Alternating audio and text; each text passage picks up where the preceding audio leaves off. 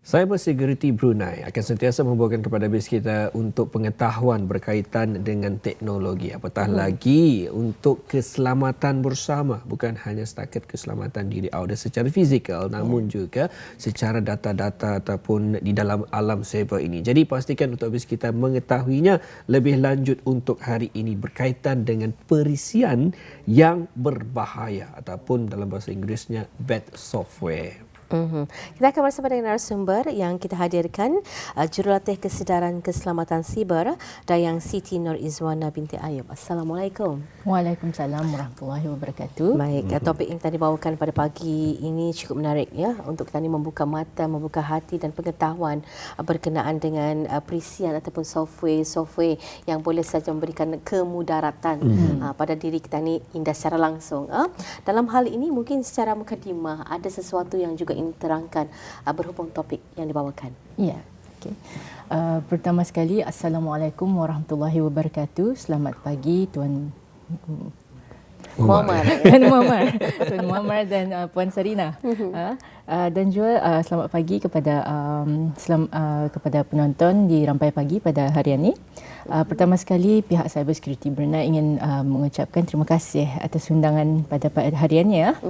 Jadi seperti biasa, pihak Cyber Security Brunei mengambil kesempatan ini untuk mengongsikan ancaman-ancaman cyber yang terjadi yang melanda di negara Brunei Darussalam. Terutama sekali topik kita ni hari ini adalah mengenai perisian yang berbahaya. Itu kalau bahasa Englishnya bad software. Bad software ni ia bukan saja terjadi di Brunei, tapi ia juga terjadi di seluruh negara. Jadi pertama sekali sebelum kami memulakan pasal topik kita ni perisian yang berbahaya, saya ingin mengongsikan pengertian, iaitu pengertian software. Kami lihat dulu pengertian software tu. Software ni kalau arti definitionnya, pengertiannya adalah perisian merujuk kepada program komputer ataupun aplikasi yang membolehkan pengguna menjalankan tugas atau fungsi tertentu pada komputer atau peranti elektronik. Jadi secara simple lah, pengertian itu maksudnya software ni adalah sesuatu program yang kita ni install saja arah our devices. Apa saja yang kami install. Kalau kita ni install software tu arah komputer, namanya software. Tapi kalau kami install software tu arah telefon, apa namanya? Aplikasi. Jadi sebenarnya sama saja, software sama aplikasi sama saja. Ia adalah sesuatu program yang kami install arah our devices ataupun peranti. Jadi itu antara lain sebagai mukadimah, kita ni perlu memahami apa yang dimaksud dengan software, tiada bezanya dengan apps. Kalau nyatakan tadi, software tu apabila ianya dimuat turun, diinstall ke dalam komputer, tetapi apps yang selalu tuan di mulut-mulut ni, anda kau install apps ni, yang cakap, itu yang selalunya diinstall ataupun dimuat turun ke dalam devices ataupun peranti elektronik seperti handphone, tab dan seumpamanya. Dan dalam hal ini juga mungkin dapat menerangkan maksud kepada topik kita ni tu, pengertian perisian yang berbahaya. Jadi perisian yang berbahaya ataupun yang orang bad software. Jadi kita ni look back lagi software ni ada bermacam-macam jenis. Kalau yang kita ni tahulah macam Microsoft Word, ia adalah software kan. Permainan seperti Candy Crush ataupun Angry Bird. Walaupun ia game, tapi ia masih sesuatu yang kami install. Ia masih program. Jadi perisian yang berbahaya ni maksudnya software-software yang jahat. Ini semua software yang baik. Ya, di sini jadi pengertiannya perisian yang direka khusus untuk mengganggu, merosakkan ataupun mendapatkan akses yang tidak dibenarkan ke sistem komputer. Jadi kalau terinstall ke arah bad software ni, terinstall arah peranti kita ni, ia boleh merosakkan sistem ataupun mendapatkan akses, menceroboh. Baik, bagaimana pula dengan jenis-jenis software ataupun aplikasi yang berbahaya ini? Mungkin ada contohnya. Ada beberapa contoh lah. Kalau sebenarnya ada banyak jenis-jenis perisian yang berbahaya ni. Tapi kalau di Brunei yang paling banyak dilaporkan ke pihak CSB ataupun Bruset, ada 3 jenis lah. Pertama sekali adalah malware. Malware ni nama pendek. Nama panjangnya malicious software. Jadi di sana ia software masih diinstal, tetapi namanya di depan itu malicious. Ia bermaksud malware ni niatnya merosakkan komputer sistem kita ni. Jadi contoh-contoh malware adalah seperti virus, worm, trojan. Kalau kita pernah dengar, itu sebenarnya dikategorikan under malware. Ya. Dan seterusnya? Seterusnya adalah spyware. Dalam ini nama pendeknya spyware, nama panjangnya spying software. Dari sana kita ni tahu, kalau kami terinstall spyware ke arah peranti kita ni, ia boleh menceroboh data-data kita ni, apa saja kontak, gambar, maklumat peribadi yang mungkin kita tengah simpan di peranti kita ni atau? Ya, kadang-kadang macam ada kamera kan arah telefon, macam kadang-kadang boleh di switch on-nya. Nampak keliling kita ni tu. Itu namanya spyware. Ada juga kalau spyware di arah komputer, yang paling popular adalah keylogger.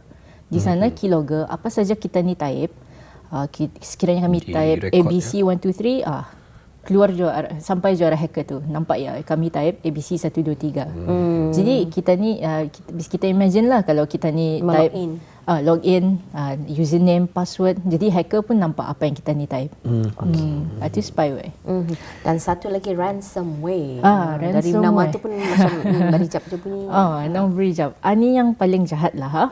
Ransomware ni kalau kita ni terinstall arah peranti kita ni, macam komputer, selalunya komputer lah. Kalau telefon bimbit jarang lah. Kalau ransomware terinstall arah peranti kita ni, ia boleh nyorang melock. Benar tu. Apa saja sekiranya arah komputer tu ada assignment kita ni. Ada assignment kita ni ataupun report kerja. Kali terinstall ransomware boleh terlock di sana. Dan apa caranya kita ni kan mengatasi tu? Pasti kenapa ransom tu? Sebenarnya ransom ni kan macam apa tu namanya? Tebusan. Tebusan. Mesti ada minta sesuatu untuk dia membuka balik. Macam mana? Jadi kalau terinstall ransomware, akan keluar message ataupun notification daripada orang hacker tu. Katanya mesti bayarnya sekian-sekian. Selalunya ia dah minta cash lah. Ia minta dalam bayaran Bitcoin. Betul. Jadi ia minta bayaran sekian-sekian dalam masa 48 jam katanya. Kalau anda kena bayarnya, ku delete semua file-file dalam komputer tu. Cuma tu. Jadi itulah antara bahayanya mengenai dengan perisian-perisian yang berbahaya ini. Kalau dahulunya memang zaman dahulu kita ni malware ini pun hanya menghantarkan SMS, tapi sekarang ini semakin menyusahkan kita ni, apatah lagi dengan ransomware ni. Mungkin kita akan dapat lebih lanjut kongsikan nanti bagaimana cara untuk kita mengelakkan perkara-perkara berkenaan. Terlebih dahulu ada yang mengatakan kalau membeli telefon ni, kalau membeli jenama ni, ianya adalah lebih kuat firewallnya. Akan ada perisian berbahaya di dalam telefon bimbit ataupun komputer ni. Jadi adakah ada kebenaran di sana? Mitosnya ni, mitos dan faktanya. Jadi jenis-jenis peranti yang boleh dijangkiti kan sekarang ni macam di negara Brunei Darussalam yang paling popular lah operating system telefon bimbit, macam seperti bukan saja telefon bimbit lah, also komputer. Ada Windows, ada Apple, ada Android, macam tu kan. Jadi sebenarnya semua peranti boleh kena hack. Semuanya boleh kena hack. Jadi jenis-jenis peranti yang boleh dijangkiti dengan perisian yang berbahaya adalah seperti komputer, telefon bimbit, tablet ataupun iPad, dan juga peranti yang boleh dipakai seperti smartwatch. Selagi program itu boleh diinstal ke arah peranti itu, selagi itu boleh ia kena hack lah macam tu. Diserang. Baik, adakah semua ini kalau dilihatlah ya, kesemua tu ianya berkaitan dengan internet. Jadi adakah ianya ditumpukan kepada internet tersebut ataupun hanya bagi pengguna-pengguna Wi-Fi umum? Jadi selalunya asalkan peranti itu ataupun device itu connected kepada internet, selagi itu ia boleh kena ada ancamannya. Baik. Dari mana sebenarnya kita ni boleh mendapati perisian yang berbahaya ni? Jadi selalunya kami boleh terdapatlah bad software peranti kita ni daripada barang-barang yang kita ni download. Itu yang pertama. Barang yang kami download, selalunya hacker ni dorang akan membuat macam katanya download aplikasi ininya, it's free-nya. Jadi kita ni boleh download kan macam tu. Okey. Baik, macam mana pula kita ni kan tahu yang peranti kita ni itu telah dijangkiti? Jadi peranti yang kami tahu ia dijangkiti, selalunya kami akan menerima message ataupun notification daripada yang kami dah kenali. Macam kami dah pernah download aplikasi itu tapi terus-terus menerima notification daripada aplikasi itu. Yang kedua, peranti berfungsi dengan perlahan walaupun spesifikasinya tu tinggi. Walaupun macam komputer tu baru, tinggi punya spek apa. Tapi lagging masih. Could be pasal ada bad software. Okey. Seterusnya, peranti sering mengalami kerosakan, nyorang selalu crash komputer tu dan diikutkan dengan fail diubah suai atau dipadam. Hilanglah maksudnya. Sekiranya macam kami nama fail itu ABC, arah desktop lah kami save namanya ABC. Esok lusanya akan tukar jadi XYZ. Macam tu. Jadi maksudnya itu sudah diceroboh lah tu. Diceroboh, ya. Dan apa yang memberi Ingawati sebenarnya dari apa yang dinyatakan penerangan itu, barang ini semua connected to internet. Masa ni pun kalau kita lihat daripada lifestyle, cara kehidupan kita ni, seumur 2 tahun itu pun sudah didedahkan dengan gadgets, dengan peranti. Kerana tadi Indah tahu apa saja yang notakan dan apa saja maklumat yang tadi simpan di dalam telefon atau telefon bimbit atau itu yang sesuatu yang kita mengkhawatirkan kita ni sebenarnya kerana ia melibatkan keselamatan gitu. Dan dalam hal ini bagaimana kita ni boleh tahu peranti kita ni tu orang dijangkiti sudah diterangkan antaranya tadi lagging, crash dan apa tadi nama file itu diubah suai, modify katanya. Jadi untuk itu mungkin bagaimana pula dengan amalan terbaik bagi seseorang itu? Jadi amalan terbaik untuk menghindarilah daripada bad software ni. Ada macam-macam sebenarnya, tapi yang paling penting pautan URL jangan diklik. Yang mencurigakan lah. Yang tahu-tahu pop up. Yang tahu-tahu pop up, jangan diklik lah. Okay. Seterusnya kalau boleh kami orang update operating system yang kepada versi yang terkini. Versi yang terkini. Dan seterusnya diikutkan dengan gunakan antivirus. Ada orang menggunakan antivirus tapi dia pernah update. Kalau boleh antivirus ni di-update, pasalnya setiap hari akan ada virus-virus komputer yang baru. Jadi kalau diupdate, ia kenal yang virus-virus yang baru. Baik Puan, ini terjadi juga kepada keluarga sendiri ya.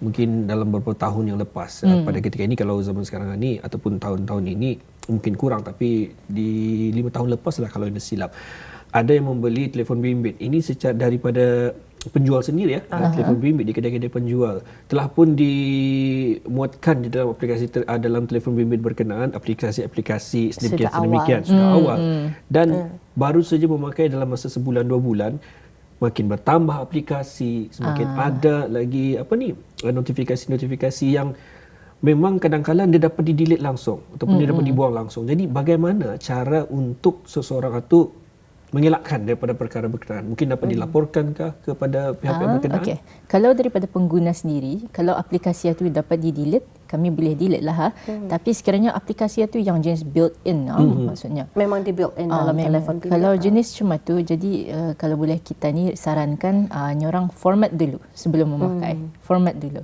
Supaya dapat di-clean apa yang patut. Itu antara tips ataupun amalan terbaik juga. Walaupun telefon itu tadi baru balik di kedai-kedai telekomunikasi, ada baiknya kita ni format Format dulu. Dapat mata kita ni lah. Ataupun yang kedua, kadang-kadang aplikasi itu kami lihat dia punya orang aksesnya. Kalau aplikasi itu ada akses ke kamera, ada akses ke mikrofon, kami disable apa yang panggil. Oh ya. Kerana kalau kita lihat telefon pintar pada masa ini pun bertambah pintar sudah juga dan kita ni pun perlu pintar juga mengawal kepintaran itu bagi setiap apps itu. Kalau di telefon pintaran ni dia akan boleh mengakses memberikan kita ni kalau untuk aninya, untuk apps ni, adakah ia boleh menggunakan mikrofon, adakah ia boleh menggunakan kamera. Jadi tadi settingkan satu-satu semua untuk keselamatan tu maksudnya. Dan apa hubung kaitnya juga keperluan kita untuk mengencrypt setiap apps kita ni tu. Kan sebenarnya ada kan tu. Tadi perlu lock, katanya kalau tadi locknya lebih selamat. Apa pendapat Puan? Jadi andang setiap peranti terutama sekali yang peribadi devices, kami punya personal devices andang kalau boleh dibagi lock, tentang lock lah. Dan juga kalau boleh kerja-kerja yang confidential jangan terdisimpan arah telefon peribadi. Macam itu. Baik, ingin je menyentuh mengenai dengan aplikasi-aplikasi yang telah pun dibina. Ini daripada Google Play sendiri ataupun iOS Store sendiri ada mereka ini mengupload aplikasi-aplikasi yang dibina, memberikan kemudahan kepada pengguna iaitu memasukkan kata laluan dan juga password telah pun disimpan di sana. Jadi bila memasuki aplikasi lain ataupun laman seseorang lain, secara automatik aplikasi tersebut akan memasukkan data kita. Jadi mungkin pendapat Puan bagaimana? Jadi orang autosave tu benar namanya. Autosave. Jadi kalau selalunya sebelum kami men-save username sama password, kalau boleh ia selalu tanya tu, save this password. Kalau boleh jangan ditekan save. Okey. Pasalnya takut sekiranya lah peranti itu kena curi atau kena hack oleh spyware lah. Jadi kalau andang bersave, jadi hacker boleh terus masuk ke dalam akaun-akaun kita ni tu.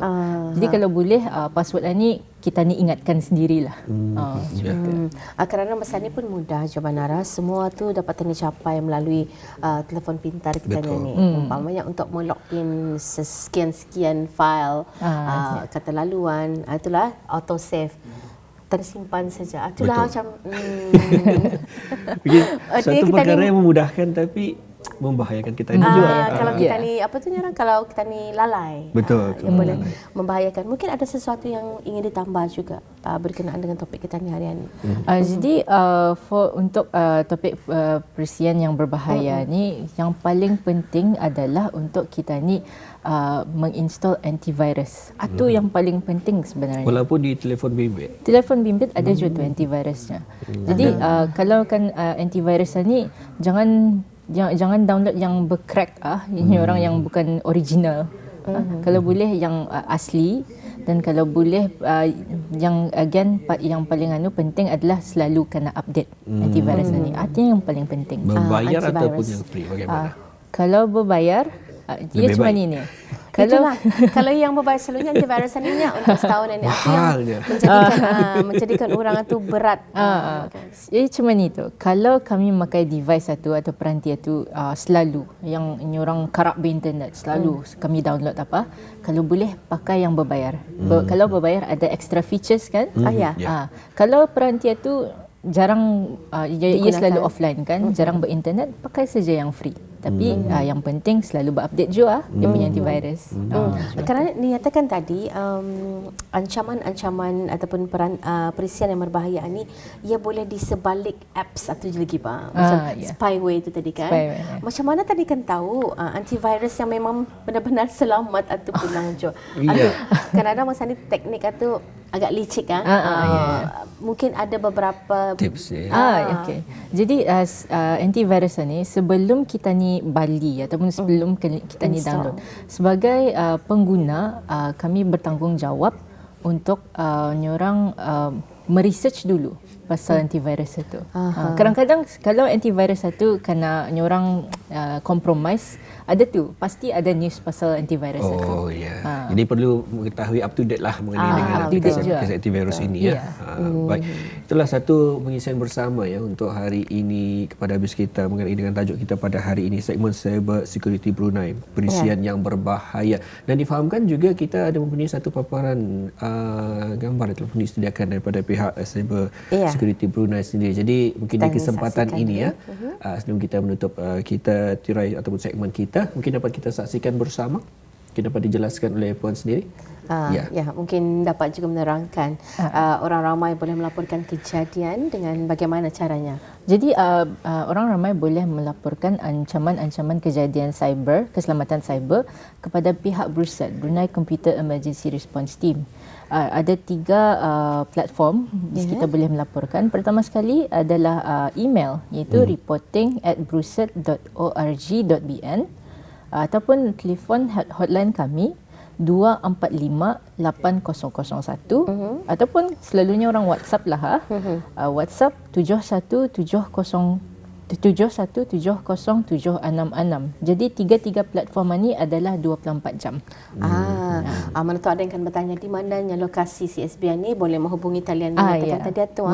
Mungkin sebelum berkunjung, dibenarkan berkunjung. Barangkali ada beberapa konsultasi secara dalam talian yang diperlukan. Boleh, dari talian saja boleh tu kami bagi advice. Baik, apapun terima kasih kami ucapkan kepada Dayan Siti Nur Izwan binti Ayub, jurulatih kesedaran keselamatan siber, mengisikan ruangan Cyber Security Brunei untuk minggu ini. Assalamualaikum. Waalaikumsalam.